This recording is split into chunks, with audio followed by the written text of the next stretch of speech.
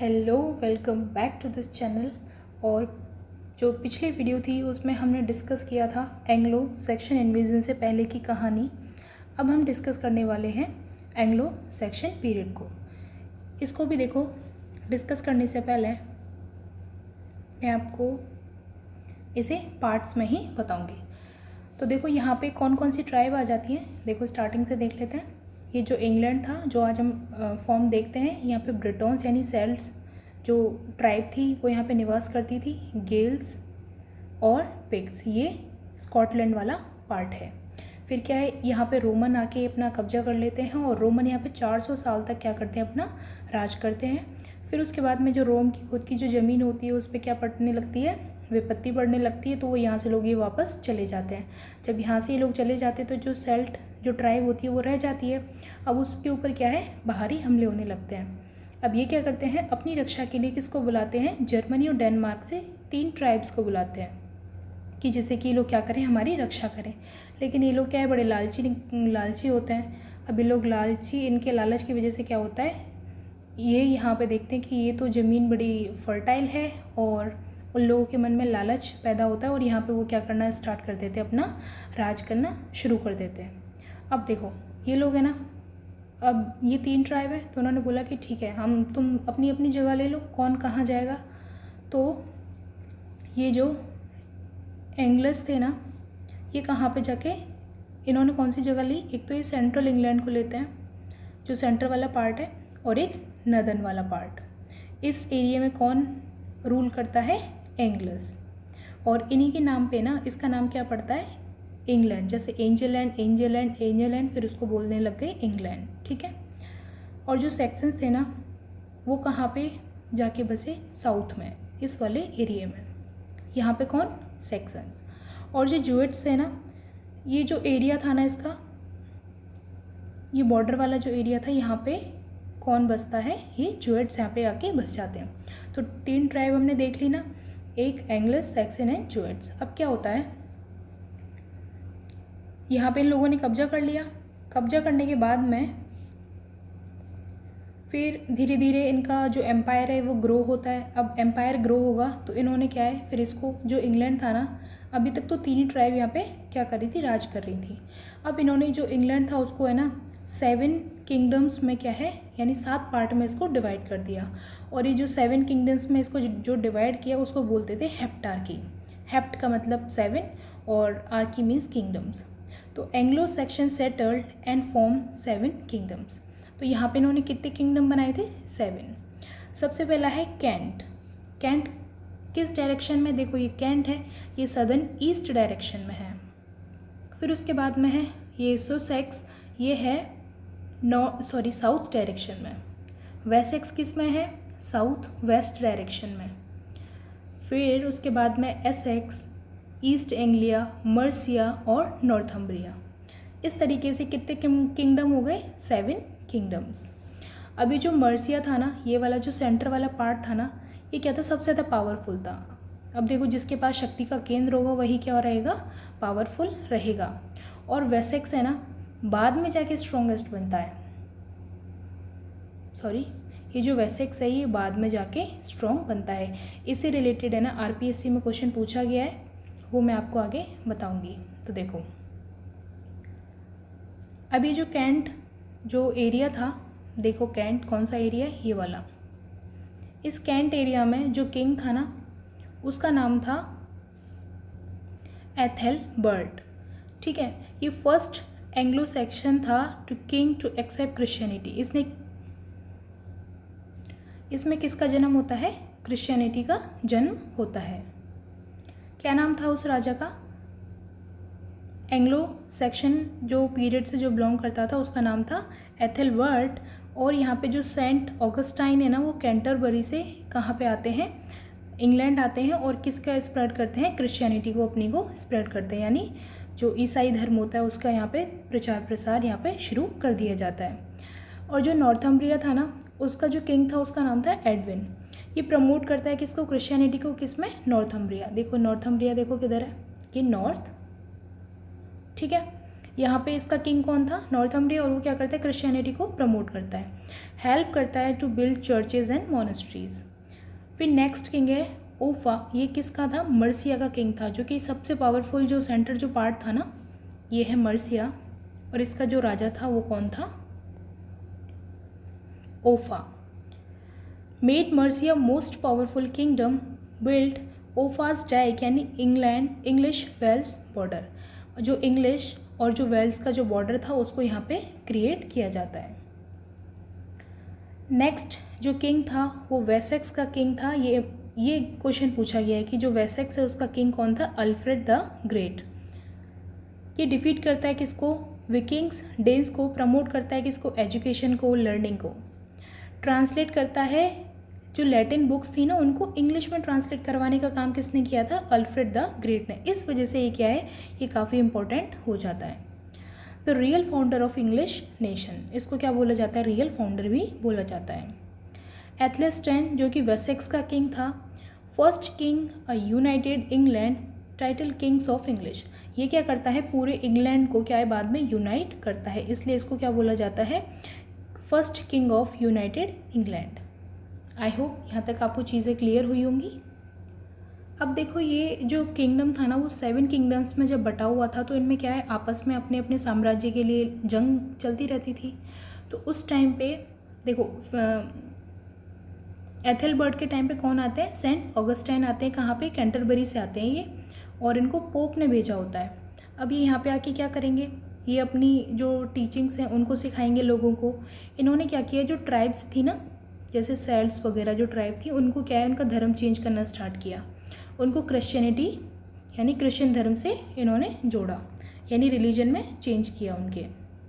फिर आता है वाइकिंग अटैक, और जो अल्फ्रेड द ग्रेट है ना उसकी यहाँ पे क्या हो जाती है? हार हो जाती है। ये कब होता है? 8th से 11th सेंचुरी। जो वाइकिंग्स है ना came from Denmark, Norway and Sweden. अब ये लोग जो लोग थे ना वो कहाँ से आते हैं? डेनमार्क से आते हैं, नॉर्वे से और स्वीडन से। They attacked, looted and settled in England. अब ये किस पे अटैक करते हैं? अल्फ्रेड द ग्रेट पर अटैक करते हैं, और क्या बना लेते हैं? अब इंग्लैंड पे अपना जो राज्य है उसे स्थापित कर लेते हैं। Alfred the great stop their control, many Scandinavian words enter old English. तो देखो, जब भी कोई विदेशी जब लोग आते हैं तो वो अपने साथ में अपनी भाषा भी लेके आते हैं। अगर वो कुछ टाइम के लिए भी यहाँ रहेंगे तो क्या है? अपनी लैंग्वेज का असर तो छोड़ेंगे। तो कुछ स्कैंडिनेवियन जो वर्ड्स थे ना अपनी जो ओल्ड इंग्लिश थी उसमें क्या है? एंटर हो जाते हैं। जैसे sky, egg, window, husband, law, knife, skin, take, they, them, इस तरह के जो स्कैंडिनेवियन वर्ड्स थे वो ओल्ड इंग्लिश में शामिल हो गए। और ये किसकी वजह से हुआ? ये वाइकिंग अटैक की वजह से। जब ये वाइकिंग्स है ना अटैक कर रहे थे ना किसके ऊपर? अल्फ्रेड द ग्रेट के ऊपर। तो उस टाइम में ना इसने काफ़ी बहादुरी से अपना काम निकाला। अब क्या है? इसने किसके साथ में ट्रीटी कर ली?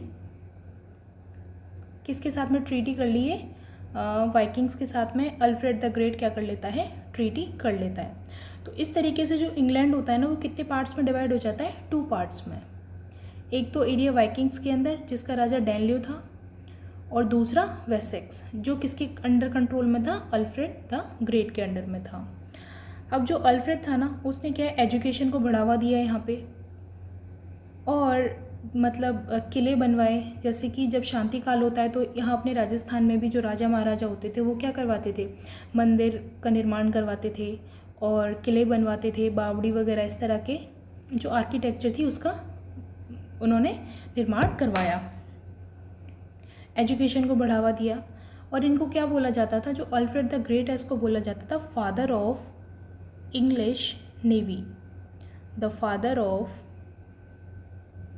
English navy. ठीक है। फिर इसके बाद में क्या होता है? 927 जो एथलेस्टन होता है ना किंग ऑफ जो वेसेक्स बाद में जो आता है उसके टाइम पे क्या होता है? इसको पूरे को यूनाइट कर दिया जाता है। इंग्लैंड को क्या कर दिया जाता है? यूनाइट। अब ये फिर जो एज आती है वो आती है 1066 यानी 1066। अब इसमें क्या होता है? जो एंग्लो सेक्शन होते हैं ना उनका इतिहास का सबसे बड़ा टर्निंग पॉइंट आता है इस पॉइंट में। किस पॉइंट पे?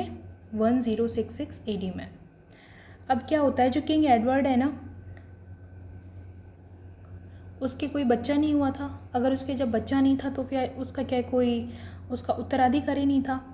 तो फिर जो एंग्लो सेक्शन की जगह जो लास्ट एंग्लो सेक्शन किंग था, फिर वो कौन बनता है, हैरोल्ड सेकंड, जिसको क्या बोला जाता था, हैरोल्ड गॉडविंसन। और ये कब की बात है, 1066 की। ये किसका राजा बना, किंग ऑफ इंग्लैंड का ये राजा बनता है। लेकिन जो नॉर्मैंडी थे ना, यानी जो फ्रांस के जो ड्यूक विलियम ने क्या है, वो दावा करता है कि ये जो इंग्लैंड है ना, इसकी गद्दी किसकी है, उनकी है। यानी अब यहाँ पे कौन एंटर करेगा, फ्रांस के लोग एंटर करेंगे। फ्रांस से आने वाले लोग थे नॉर्मैन, जिनको कि क्या बोला जाता है, नॉर्मैंडी। अब ये जो हैरोल्ड सेकंड है ना, ये लास्ट किंग होता है किसका, इंग्लैंड का। Defeated at the battle of Hastings, और 1066 में क्या होता है, बैटल ऑफ हेस्टिंग होता है।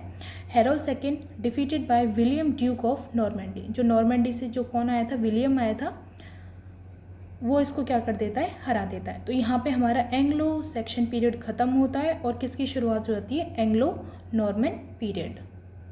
अब एंग्लो सेक्शन हमारे लिए क्या दे के गए थे इतने टाइम पीरियड में, तो जब वो अपने साथ यहाँ आए थे ना, तो क्या लेके आए थे अपने साथ में, इंग्लिश लेके आए थे। और जो वो इंग्लिश जो बोलते थे ना, ओल्ड इंग्लिश, वही इंग्लिश थी जिसको कि क्या बोला जाता था, ओल्ड इंग्लिश बोला जाता था। यही लोग थे जो इस लैंग्वेज को बोलते थे।